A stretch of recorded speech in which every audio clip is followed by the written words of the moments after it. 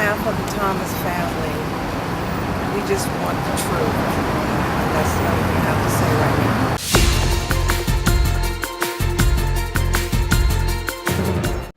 So, what's the latest in the legal case against the police for what happened to your son? Well, the latest is we still don't know who the officers are, and we don't know what the deposition is in terms of their work.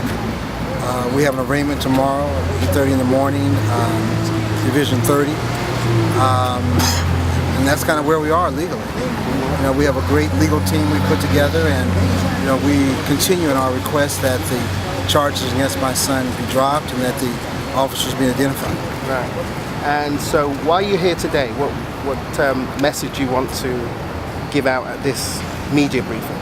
Well, I think one of the opportunities we're having today is bring together some of the people from different races, different nationalities, socioeconomic standings that have been impacted by overuse of police force. And you know, there's one message that you can bring when you're an individual or individual family. It's an entirely different message you bring when you can bring all the victims together, because what they represent perhaps is a police philosophy, a police concept of overuse of police force, and that's a message we want to bring to the public.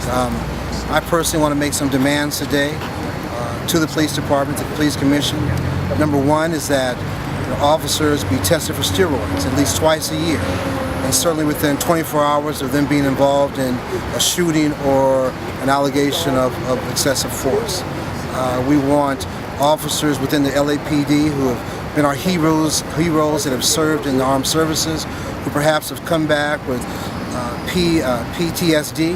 We want them to be identified and to receive the help that they need.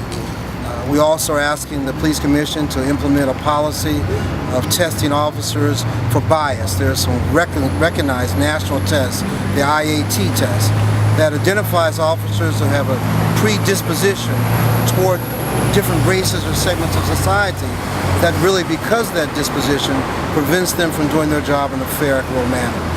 So those are some of the demands that we'll be making today, and certainly, ultimately, that's our message, is that we want healthy communities, but in order to do that, we need healthy policing, and healthy policing requires healthy policemen. So we want to move that agenda forward. Now, can you imagine if everybody who skateboarded on the wrong side of the road got manhandled like that, where we would be? I'm assuming